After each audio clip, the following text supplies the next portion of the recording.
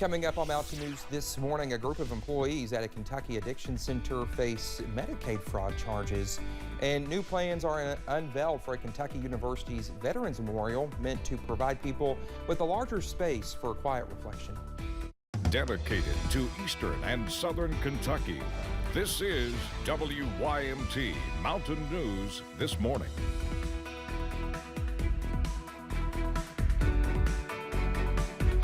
Good morning to you. It's almost 6:32 here. I'm Dakota Makris, and it's Wednesday, the middle of the work week, and boy, the weekend is near. I can feel it. Let's head over to Brandon for a check of that forecast this morning. And really, I need something to talk about. You know, there's nothing really to talk about. It's not raining, not snowing, not doing anything. So no, just kind of mild, just kind of hanging out. So really, it's going down on my content that I can't.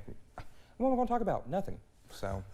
Well, there you go. So it's upsetting to me. Well, I'm sorry. Hey, but hey, it'll rain later, so I'll have something to talk about. There you go. Potentially, maybe tomorrow morning we'll have some things to talk about. Good. Okay, let's get into the forecast this morning. Not too much going on out there. A few sprinkles potentially in some areas, but the mild temperatures are the big story today. We're looking at 40s and 50s across the board there on our temperature map. 40 in Grundy to 50 in Somerset, London, Hazard, Jackson, and Prestonsburg this morning. Also Charleston, West Virginia. Breakfast forecast, we are going to see temperatures steadily climb today, even with the cloud cover, mostly in the upper 40s this morning, kind of splitting the difference there in the middle. But again, we're going to see the clouds linger for much of the day. I'm not going to rule out sunshine because every time I think I can rule it out, it's something that always happens and it comes out for just a few minutes. So I'm going to say mainly cloudy skies and spotty rain chances will be around off and on throughout the day. Dakota? All right, Brendan, thank you. Well, for 3 years, the U.S. Attorney's Office says 4 people at the Kentucky Addiction Center were committing health care fraud.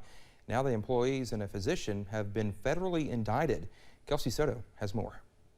Court records say that the 2 owners of KAC, Christy Berry and Michael Bregenzer, as well as billing manager Barbie Van Hoos and Dr. Jose Alzadon, submitted bills for services that weren't medically necessary or were falsely filed under another doctor's name. According to their website, Kentucky Addiction Center has 4 locations across the Bluegrass, in Paducah, London, and the 2 mentioned in these court filings in Paintsville and Winchester. The indictment says the alleged fraud occurred between October 2017 through at least January 2021. Records show of the 4 defendants, so far only Dr. Alzadon has been arraigned.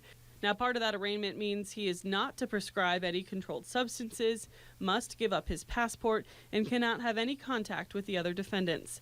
I did reach out to the U.S. Attorney's Office to find out how much money may have been involved in these alleged crimes, but they said that information has not yet been made publicly available. Details of the alleged fraud include upbilling for more expensive services than those provided. Court documents also indicate the group dispensed Suboxone in an unauthorized way. Current employees reached out to WKYT and tell us they remember the Winchester facility being raided, and it's unclear what will happen to the facility or patients. That was Kelsey Soto reporting. The group is facing a maximum of 10 years for each of the 12 health care fraud charges, a fine of $250,000 or a sum determined by the amount of money gained or lost, and supervised release of no more than 3 years plus restitution if it applies. Well, the Southeast Kentucky Chamber of Commerce held a meeting yesterday to discuss the healthcare industry, its impact on the economy, and the struggles many providers are facing. Pikeville Medical Center President and CEO Donovan Blackburn talked about, says nearly 2/3 of rural healthcare providers are operating in the red. He added much of the blame can be placed on the pandemic, as well as a nationwide nursing shortage impacting providers. However, he says there's a misconception about a lack of opportunities in the mountains. I've heard it time after time that there's no opportunity in Eastern Kentucky. Well, I'm here to tell you that's not true. I have, between myself and ARH, combined, we probably have close to 1,000 jobs that are available.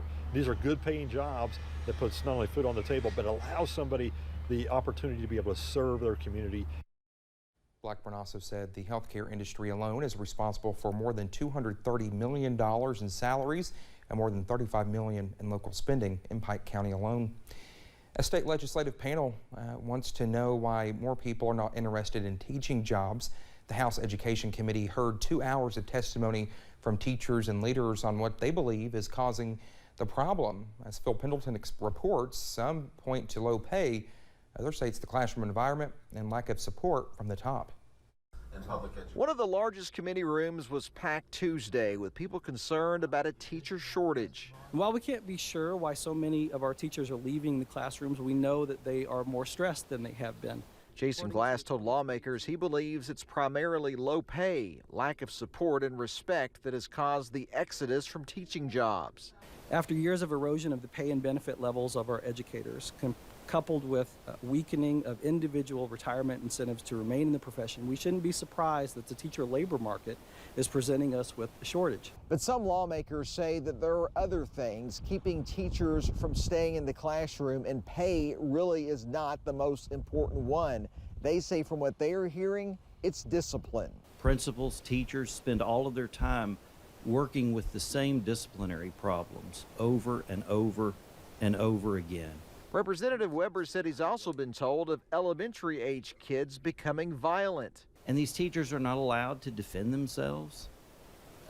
I don't understand that. There was also concern of politics coming into play and for directives or at least guidance to be more accepting of social and gender-related issues. And by the way, among the top three, I believe, was being required to carry out woke political agendas. The people who are making pronouns and transgender issues and woke issues a priority in our education are politicians.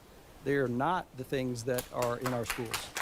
Glass said districts would receive several hundred emergency certifications just a few years ago. Now it's in the thousands. In Frankfort, Phil Pendleton, WYMT Mountain News. The committee did not discuss any legislation to address the issue yesterday, but the chairman said a bill could be filed soon. The Kentucky Black Caucus met yesterday in the state capitol rotunda to celebrate Black History Month. Leaders and organizers say they were happy to see the big turnout following the pandemic. The annual celebration is meant to honor and highlight Black history in the Commonwealth.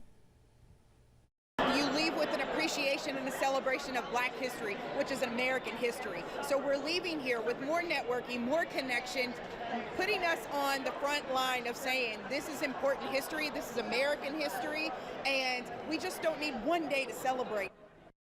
Governor Andy Beshear also gave a speech during the celebration. New plans were unveiled for Eastern Kentucky University's Veterans Memorial in Richmond.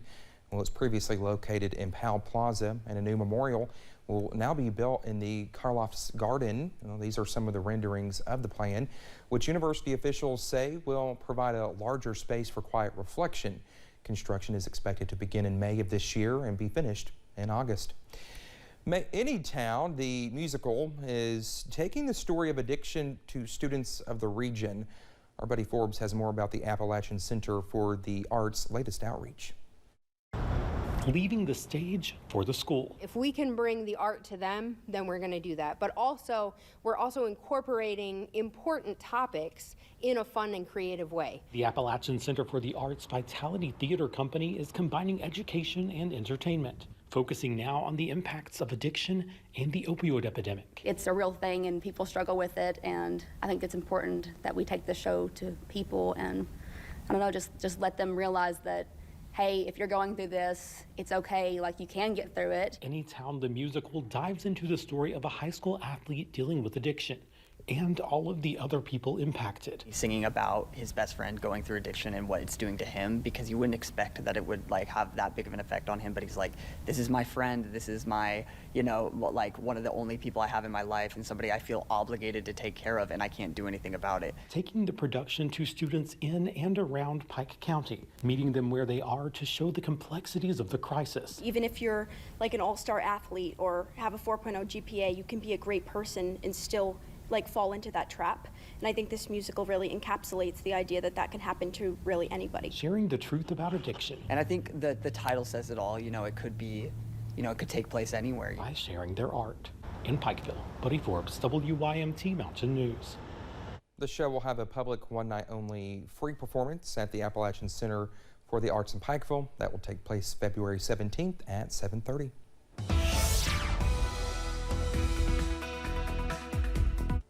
6:41 here on this Wednesday morning. We're starting midweek with middle of the road temperatures out there for February. 40 to about 50 degrees out there. A lot of folks in the upper 40s, low 50s. Even some of our other places starting to warm up a little bit. 43 now in Clintwood, 43 in Jonesville, 40 in Grundy. But again, it is a fairly decent start to the day out there compared to where we have been in the recent past. We'll take a look at our outdoor forecast. Now, we're going to dodge a few issues today. You're going to see mainly cloudy skies. I'm saying mainly cloudy instead of mostly cloudy because I wouldn't be surprised to see a few peaks of sunshine here and there.